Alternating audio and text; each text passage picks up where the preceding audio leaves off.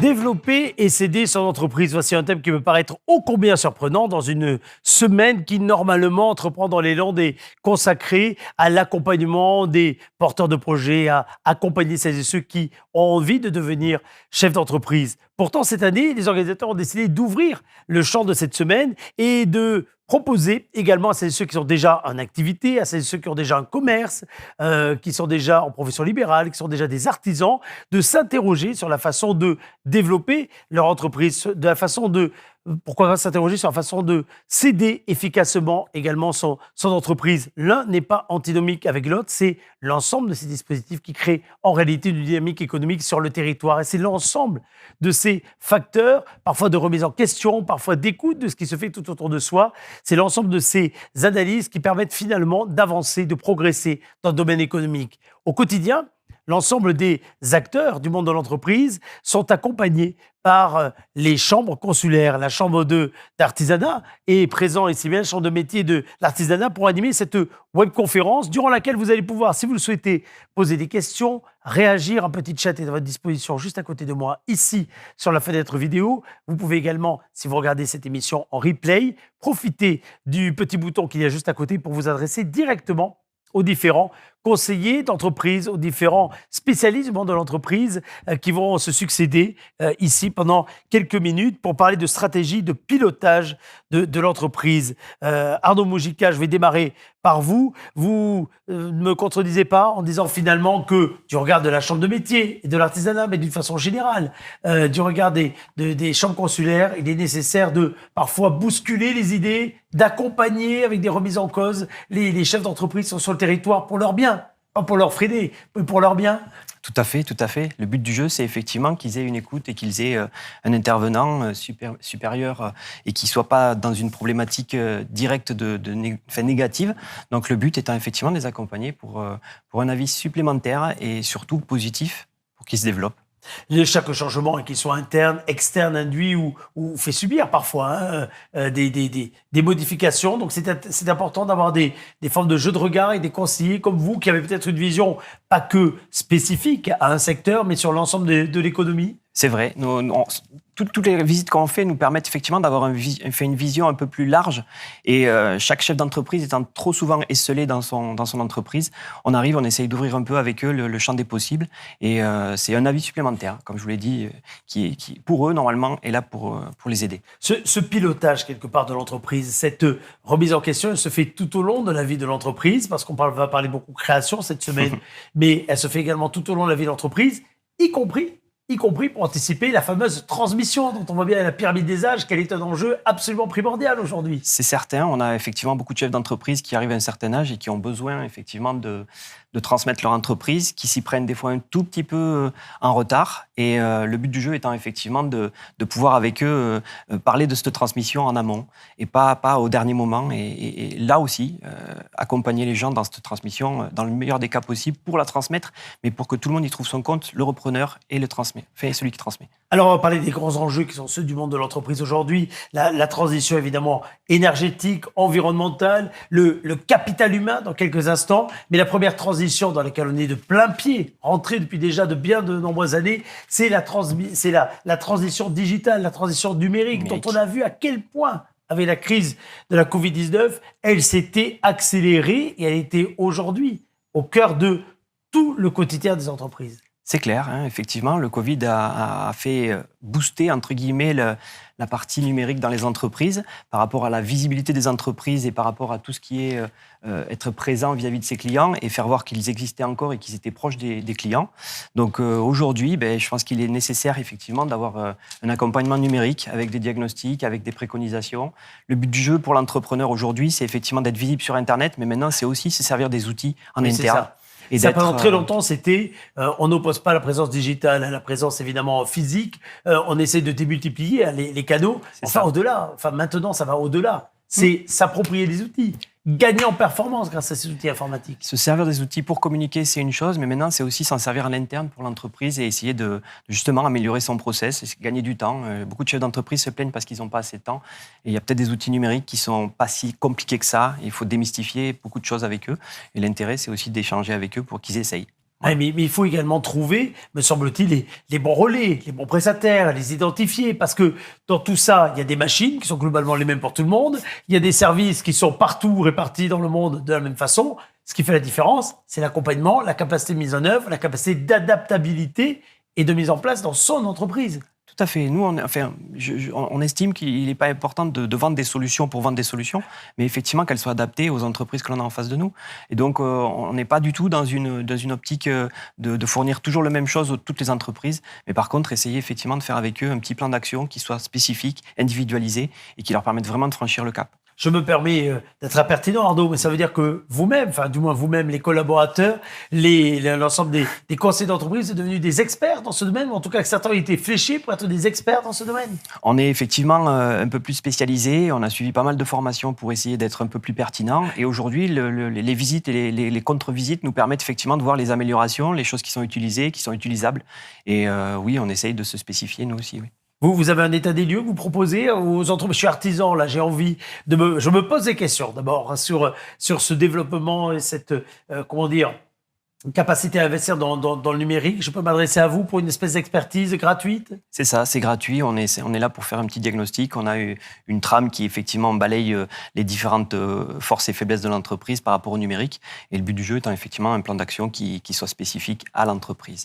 Et sur lequel vous avez une vision et un accompagnement, et également pendant toute la période de déploiement. Cette transition numérique, elle se mêle également à notre enjeu. Et souvent, on dit qu'ils sont intimement liés. C'est la transition énergétique, la transition environnementale, parce que l'un est quelque part au service de l'autre. On est d'accord qu'on vient avec une petite spécificité, mais en réalité, on essaye de regarder globalement toujours l'entreprise. Et il y a bien des domaines qui sont complémentaires. Et la transition numérique aujourd'hui, numérique, elle existe. Et la transition énergétique, elle est aussi omniprésente. Alors, cette transition, on va l'évoquer maintenant avec une de vos collègues. Je vais vous libérer, mon cher Arnaud. Merci beaucoup pour cette première intervention. Venez me rejoindre ici même sur le plateau, Stéphanie Perbost. On va parler de cet enjeu de la transition environnementale. Énorme enjeu. Si vous le souhaitez, comme nous sommes dans un espace distancié, vous pouvez retirer votre masque. On le conserve pour nos déplacements. Ne vous excusez pas. On est respectueux des règles. Encore à la minute où on enregistre ces émissions. Et puis d'une façon générale d'ailleurs, cette économie nouvelle, hein, quelque part, à laquelle nous sommes tous confrontés, elle est porteuse d'inquiétude parfois, mais elle est aussi porteuse de formidables opportunités. Oui, tout à fait. C'est un enjeu aujourd'hui qui devient essentiel à la transition écologique pour permettre aux entreprises de se développer, de se positionner sur des nouveaux marchés autour de la transition écologique. Moi, à mon avis, effectivement, l'artisanat avait déjà, à travers son savoir-faire, à travers sa proximité vis-à-vis des petites villes, avait déjà ce rôle d'acteur de la transition écologique, de par sa proximité. Mais alors, donc, s'il y avait ce rôle d'acteur, s'il y avait cette capacité de savoir-faire, par contre, parfois, peut-être timidement, il n'y avait pas le faire savoir. Or, on voit bien à quel point aujourd'hui, mettre en avant des pratiques environnementales respectueuses, mettre en avant des stratégies liées à une véritable adéquation entre les valeurs et les faits, ça peut être un critère de choix, un critère qui permet de dire oui, l'artisan, là, cet artisanat que l'on connaît bien, etc., en plus il est innovant, en plus il est respectueux, en plus il est conforme à mes valeurs. Comment est-ce qu'on fait pour les mettre en avant, ces artisans? Alors, déjà, on les rencontre, on fait le point avec eux pour justement identifier ce qu'ils réalisent comme action environnementale, comme action autour de différents sujets qui sont liés à la gestion des déchets, à la gestion de l'énergie, comme vous avez abordé tout à l'heure, la gestion de l'eau. Et on essaye de voir, par rapport à ce qu'ils font, les opportunités qu'ils peuvent avoir sur ces thématiques. Et après, on étudie avec eux s'il y a des labels qui peuvent promouvoir leurs actions. Il en existe déjà pas mal. Donc, c'est des fois tout simplement un calage entre ce qu'ils font et ce qui existe déjà. Ça veut dire que là également, comme tout à l'heure, votre prédécesseur, il faut diagnostiquer, mettre en place un plan d'action? Alors, le terme diagnostic, c'est surtout une écoute, un dialogue, effectivement, mais oui, ça passe par cette phase d'état des lieux pour ensuite voir avec eux des actions qui peuvent être mises en place. Avec toujours cette volonté quand même de s'adapter aussi, d'abord aux grands enjeux de la société, mais aussi quelque part, et c'est pas antinomique, à l'ère du temps, aux attentes des uns des autres, s'adapter à la clientèle. Ça paraît simple quand on le dit, et pourtant, dans ce domaine-là, comme dans d'autres, hein, il y a une carte à jouer pour l'artisanat. Oui, tout à fait. Ouais, tout à fait. Et c'est important pour eux parce qu'effectivement, les clients sont de plus en plus sensibles. Donc, il faut absolument qu'ils répondent et qu'ils mettent en avant ces actions environnementales ou en tout cas qu'ils développent de nouvelles actions en matière environnementale.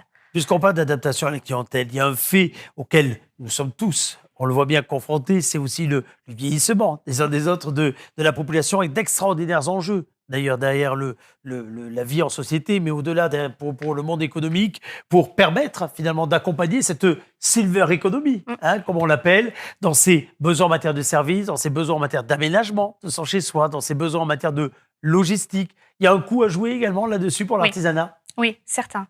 Alors effectivement, le terme silver economy n'est pas forcément très connu dans l'artisanat. On parle effectivement de marché des seniors pour que ça soit plus pertinent, mais effectivement, le marché, il est là et il va être de plus en plus probant. Et les entreprises ont un enjeu vital aujourd'hui à se positionner sur ces marchés. La façon aujourd'hui, quelque part, d'être identifié là également, mais aussi d'identifier les besoins. Vous pouvez intervenir là-dessus, accompagner les artisans. On accompagne déjà les artisans à identifier effectivement ce qu'ils peuvent proposer comme offres et services auprès des clients.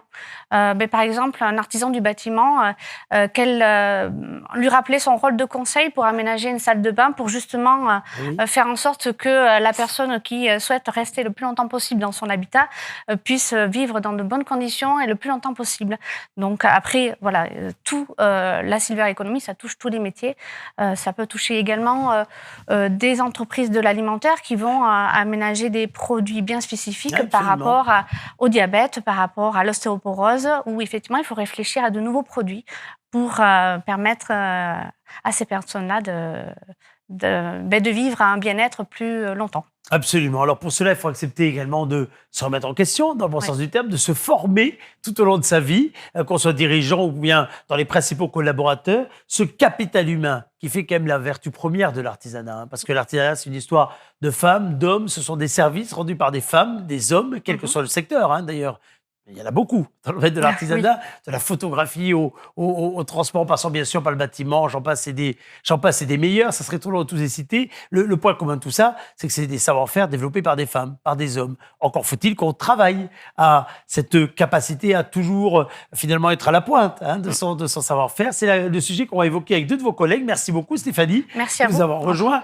Venez Marilyn Calmelli, venez Virginie Gattel, on va parler de ressources humaines, de formation, parce que les deux sont évidemment intimement liés. La gestion des ressources humaines, ça passe évidemment par une capacité à identifier les talents, pour reprendre les termes qu'on emploie beaucoup aujourd'hui, ou en tout cas les personnes capables de délivrer le service, d'apprendre le geste, d'être là au quotidien. Est-ce qu'aujourd'hui, cette gestion des ressources humaines, elle est plus compliquée, Marilyn, qu'elle ne l'était jadis ?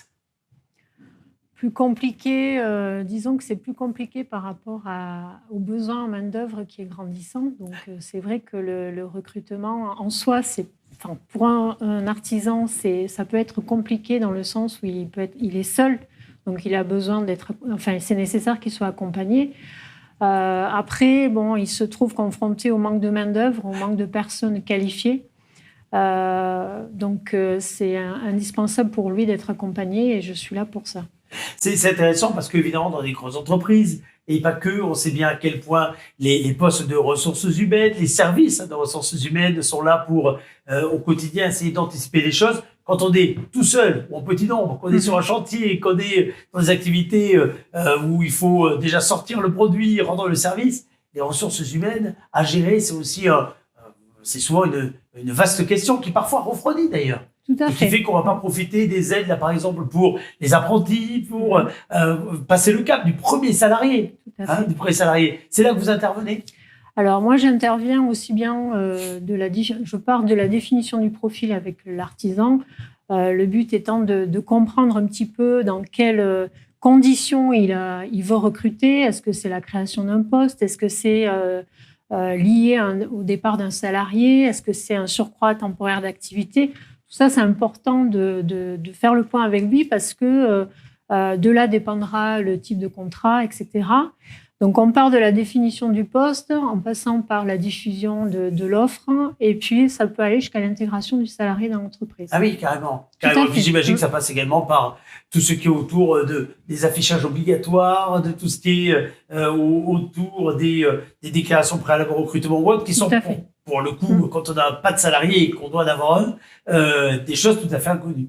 Disons que quand un artisan veut recruter, on fait un diagnostic RH pour voir un petit peu l'existant, ce qui est mis en place au sein de l'entreprise.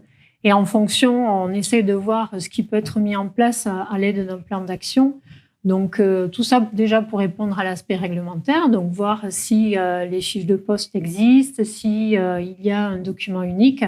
Et puis, pour quelqu'un qui n'a jamais recruté, voir ce qu'on peut mettre en place ensemble.